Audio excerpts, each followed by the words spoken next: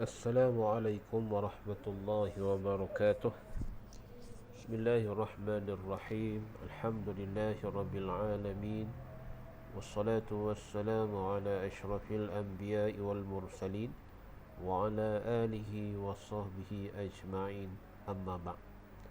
Alhamdulillah, marilah sama-sama kita panjatkan kesyukuran kepada Allah Subhanahu wa taala kerana masih diberikan peluang kepada kita untuk dapat sama-sama kita meneruskan pengajian bacaan ayat-ayat suci Al-Quranul Karim, yang mana insya-Allah kita akan menyambung bacaan daripada surah Al-Balad bermula daripada ayat 1 sehinggalah ayat yang kelima.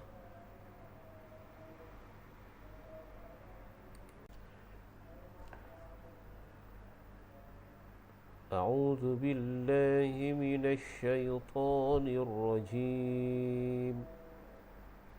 بسم الله الرحمن الرحيم. لا أقسم بهذا البلد. لا أقسم بهذا البلد. لا أقسم بهذا البلد. Dalam ayat yang pertama ini, seperti biasa untuk kita nak mengenali hukum-hukum tajwid, jadi kita lihat dari segi hukum nun mati dan tanwin, hukum mim mati, hukum mat dan yang berkaitan dengannya. Dalam hukum nun mati dan tanwin dalam ayat ini kita tidak berjumpa, sebab tidak ada huruf nun yang mati dan juga tidak ada baris tanwin. Juga pada hukum mim mati pun tidak ada dalam ayat ini. Cuma kita bertemu dengan hukum mad jaiz munfasil, iaitu pada la uqsimu. Di situ kita bertemu dengan huruf alif yang di atasnya ada tanda mad, dan selepas itu ada huruf hamzah, yang mana huruf hamzah ini berada dalam dua kalimah. Jadi huruf mad dan huruf hamzah dia berada dalam dua kalimah, maka ianya dinamakan mad jaiz munfasil, dan hukum dibaca dengan kadar 4 ataupun 5 harakat. Baik, kemudian dalam ayat ini juga terdapat hukum qalqalah, iaitu pada uqsimu. Uqsimu, huruf qaf itu namanya qalqalah sughra. Okey, yang mana huruf qalqalah berada di pertengahan kalimah. Dan hukum bacaannya kita kena baca dengan melantun. Uqsimu, uqsimu biha. Gitu cara bacaan qalqalah sughra. Kemudian bila kita waqaf bihadzal balad, bila kita waqaf, huruf dal itu dibaca dengan sukun. Jadi kita dah faham dah, sekiranya huruf dal diwaqafkan, dibaca dengan sukun, maka ini namanya qalqalah kubra. Sebab apa qalqalah kubra? Sebab huruf dal itu tidak ada syaddah. Kalau ada syaddah, namanya qalqalah akbar. Jadi hukum bacaan dia, kita kena baca dia dengan melantunkan huruf dal tersebut. Kita ulang semula. La uqsimu bihadzal balad. Makna ayat yang pertama iaitu la uqsimu, yakni aku bersumpah. Allah Subhanahu wa taala bersumpah. Uqsimu tu artinya bersumpah. Aku bersumpah bihadzal balad, dengan negeri Makkah ini. Ya Allah bersumpah dengan negeri Makkah. Al-balad artinya negeri, iaitu yang dimaksudkannya negeri Makkah ini. Banyak Allah Subhanahu wa taala bersumpah dengan kejadian-kejadiannya. Seperti wasyamsi wal qamar, demi matahari, demi bulan. Jadi Allah bersumpah dengan penciptaan-penciptaannya. Begitu juga Allah bersumpah dengan negeri Makkah ini. Itu untuk ayat yang pertama. Ayat yang kedua,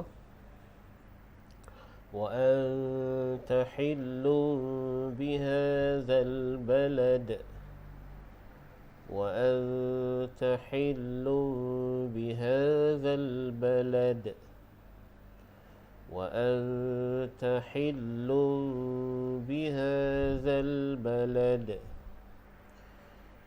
Okay, dalam ayat ni kita bertemu dengan hukum nun mati, iaitu pada nun mati bertemu dengan ta, hukumnya ikhfa haqiqi, dibaca dengan dengung 2 harakat.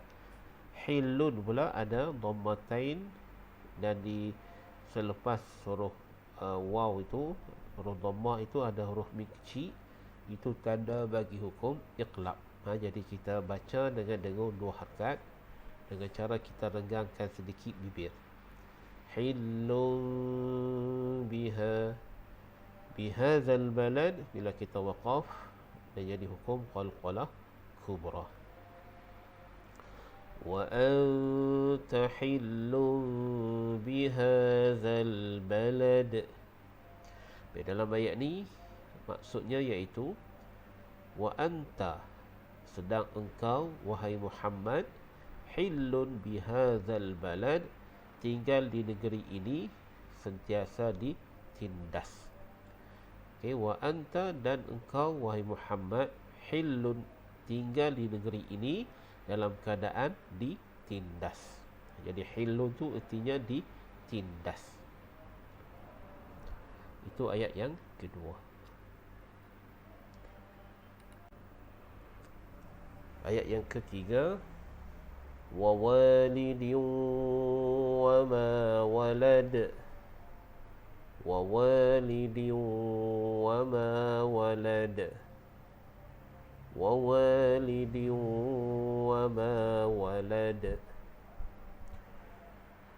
Wa walidin dalam ayat ini ada hukum iaitu hukum nun mati dan tanwin. Tengok pada baris tanwin yang mana bertemu dengan huruf waw, jadi hukumnya idgham ma'al gunnah. Jadi kita dengung 2 harakat, dan bila waqaf dia jadi hukum qalqalah kubra. Yang lain-lain itu adalah hukum mad asli. Pada wa ma, itu mad asli. Wa walidin wa ma walad. Maksud ayat yang ketiga iaitu demi manusia yang melahirkan zuriat. Wa walid tu artinya manusia yang melahirkan zuriat, yakni ibu bapa lah. Wa walidin tu, wa ma walad, dan zuriat yang dilahirkan yakni anak lah. Walad tu anak, wa walid tu artinya ibu bapa. Demi manusia yang melahirkan zuriat dan zuriat yang dilahirkan. Okay, itu bagi ayat yang ketiga. Ayat yang keempat, laqad khalaqnal insana fi kabad. Laqad khalaqnal insana fi kabad. Laqad khalaqnal insana fi kabad. Dalam ayat yang keempat ini, dari segi hukum tajwid, kita perhatikan pada hukum nun mati terlebih dahulu. Di sini ada nun mati bertemu dengan sin, yang mana nun tidak ada baris. Jadi kemungkinan dia jadi hukum idgham ataupun ikhfa. Dalam ayat ni, lepas huruf nun itu ada huruf sin. Sin adalah huruf ikhfa haqiqi. Kemudian dalam baris tanwin kita tak jumpa, mim mati pun tak ada, mad wajib, mad jaiz pun tak ada. Jadi yang ada dalam ayat ni hukum qalqalah. Pada laqad khalaq, itu hukum qalqalah sughra. Dan kabad bila waqaf namanya qalqalah kubra. Baik, kita ulang semula. Laqad khalaqnal insana fi kabad. Maksud ayat yang keempat iaitu laqad artinya sesungguhnya, khalaqna kami telah jadikan insan, artinya manusia ini, fi kabad, sentiasa dalam keadaan kesulitan dan kesukaran dari segi jasmani dan rohaninya.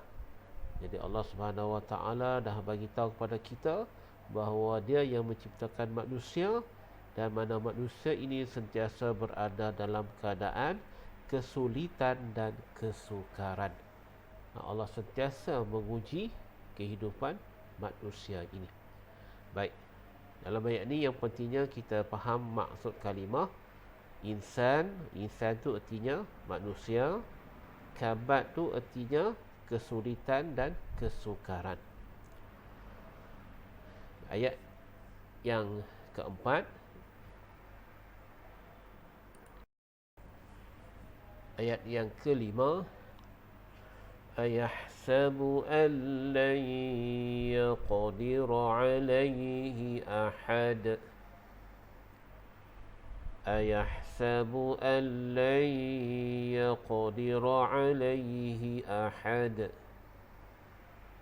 Ayahsabu an lan yaqdir alayhi ahad. Dalam ayat yang kelima ini kita bertemu dengan hukum nun mati, yang mana nun di atasnya tidak ada baris.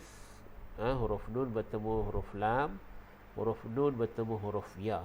Kedua-duanya adalah hukum idgham, iaitu bagi huruf lam iaitu idgham bila gunnah, manakala bagi huruf ya idgham ma'an gunnah. Jadi bacaannya kita baca secara sempurna. Allan yaqdira.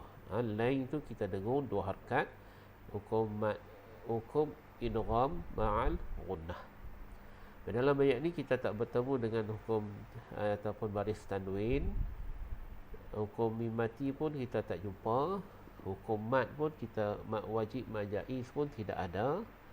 Yang ada dalam ayat ni hukum qalqalah. Pada yaqdira tu hukum qalqalah sughra, ahad, qalqalah kubra. Alaihi, alai itu dah jadi hukum lin. Kita baca dia secara lembut. Baik, kita ulang semula. Ayahsabu an lan yaqdir alayhi ahad. Baik, masuk ayat yang kelima, iaitu ayahsabu, patutkah manusia yang demikian keadaannya, terpedaya dengan kekuasaan yang ada padanya, an lan yaqdir alayhi ahad, menyangka bahawa tidak ada sesiapa pun yang dapat mengatasi kekuasaannya dan menyiksakannya. Jadi patutkah manusia ni merasa bahawa dia hebat, merasa bahawa dialah yang berkuasa, tapi sebenarnya ada lagi kuasa yang lebih menandingi dia. Itu yang dijelaskan dalam ayat ini. Baik, dalam ayat ini kita lihat dari segi makna kalimah, iaitu pada ayahsabu, maksudnya patutkah manusia yang demikian keadaannya. Yaqdira tu artinya kekuasaan.